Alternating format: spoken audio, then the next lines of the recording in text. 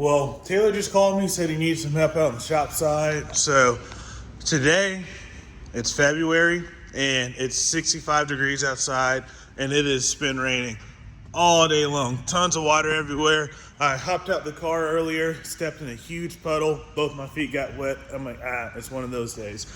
But this is what we got going on today. So today is HELLCAT day. We got some HELLCATs we're working on. So we got to move this out the way, that out the shop, and then just come over here.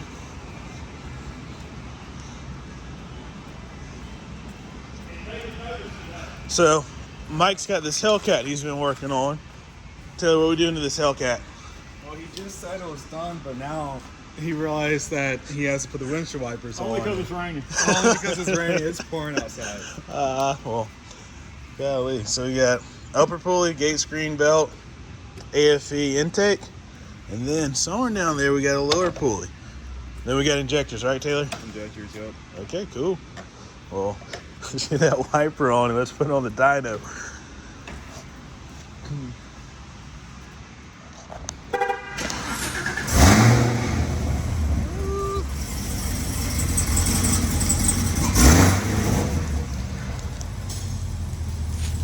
Okay guys, one of my personal favorite cars, I guess, is this thing. It's pretty cool.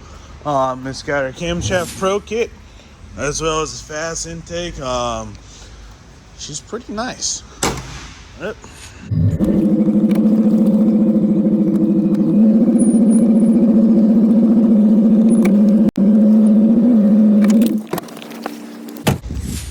Then I'll start this thing up for you guys. It's got, so you can hear it from the outside, it's got quite a sound to it.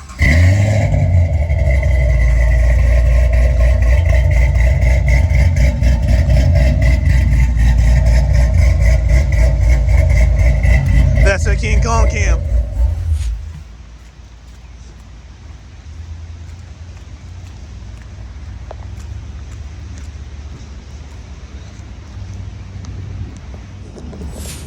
Okay, so this car right here, it's nicknamed what the license plate says.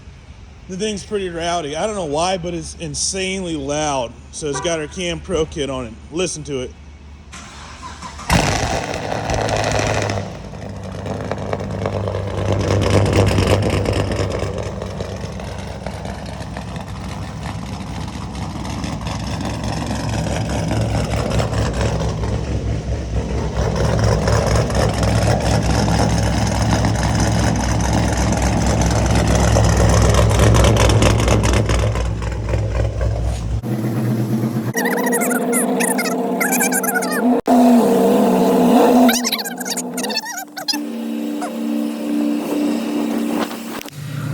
So we got a little bit of room. We're almost ready to move the hell on the dyno.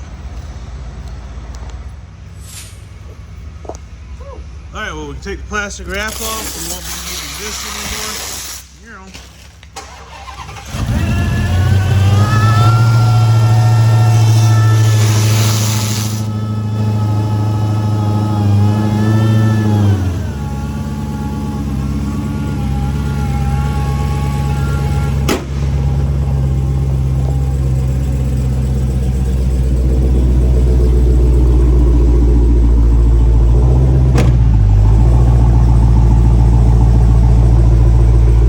Straight back. Turn right a little bit.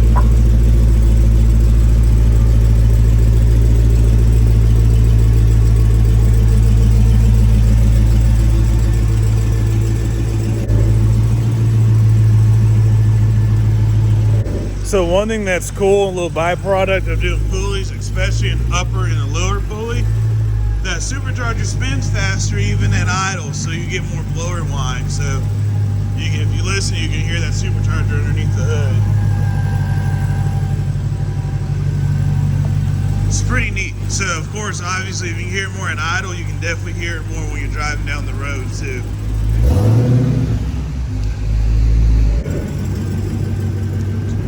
All the way left, come forward.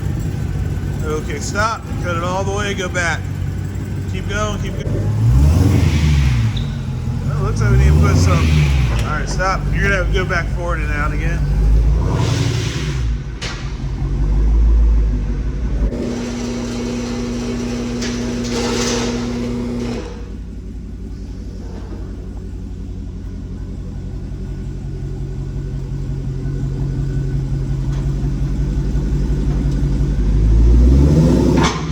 little more. Come on, right there. Okay guys, time to start the tuning process. So as always, ignition's on and we are about to, I've got H3 tuners hooked up and we're gonna click read vehicle. It says read, click that. So right now, all the data from the car's computer is about to load onto the laptop. So with the Dodges, it takes, in my opinion, forever. You see about 10 minutes is how long it takes a Dodge computer to read.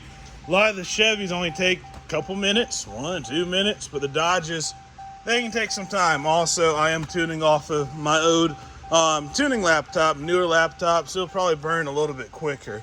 But meanwhile, we'll go ahead and wait for it to read. And again, this is a delicate process. You don't want the computer battery to die, so I'm always making sure I always read on a pretty much a full battery. You don't want the cord to get disconnected. You don't want anything to happen in this process, because if so, it gives you some funny issues with the computer, and we don't like funny issues. So, okay, y'all. Well, on the dyno, we're about to make some horsepower. So we're still in the early pulls right now. I always like you guys know this, get fueling in the ballpark, and then once fueling's in the ballpark, then I like to start adjusting for timing. That way you don't add too much timing and have the car run lean. But let's go ahead and do a pull and let's see what she's putting down.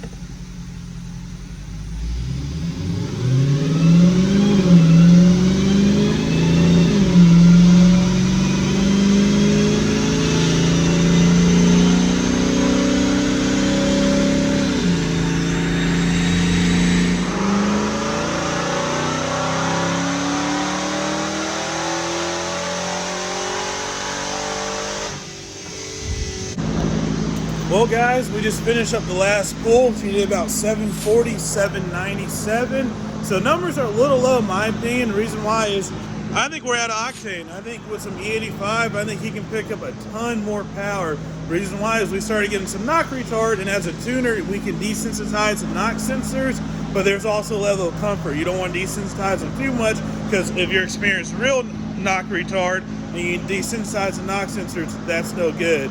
So with that said, I think he's good to go, and I think he'll circle back around and we can do some E85 or maybe a little bit of race fuel if he wants to go down to the track and make 800 horsepower and north of it. But I'm happy with the build. Car has an insane amount of torque down low. Horsepower is nice. He's going to notice every bit of horsepower we added to this. So I just sat down and talked to the owner of the car, went over the dyno numbers, and also I showed him the last vlog where she was essentially pulling timing because we don't have the octane that we really need in the car in order to make solid full potential numbers. So he decided that it's best for us to go ahead and put a methanol injection kit on this car. We were going to do E85, but the problem with E85 is he lives up in Tennessee, and the closest E85 station to him, it's about 30 miles away. So it was better to do a methanol injection system. So we're going to hook this bad boy up with a little bit of methanol injection, and we're going to see if we can hit about 820, 830 horsepower is what I'm hoping for on a proponent.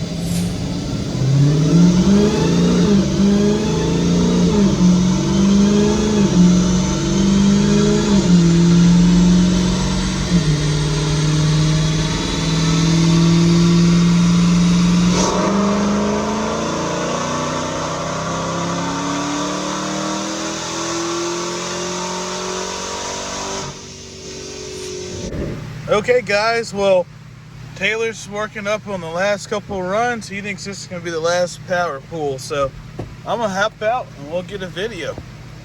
We'll see what she's about.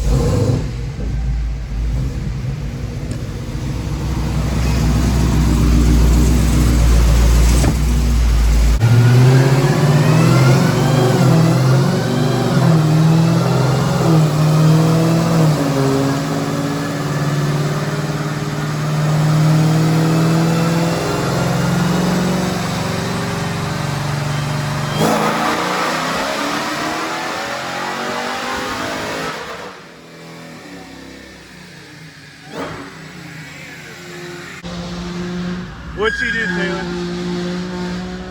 835, 858. 835, 858. That's nice.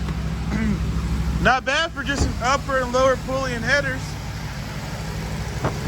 Got a little E85 as well.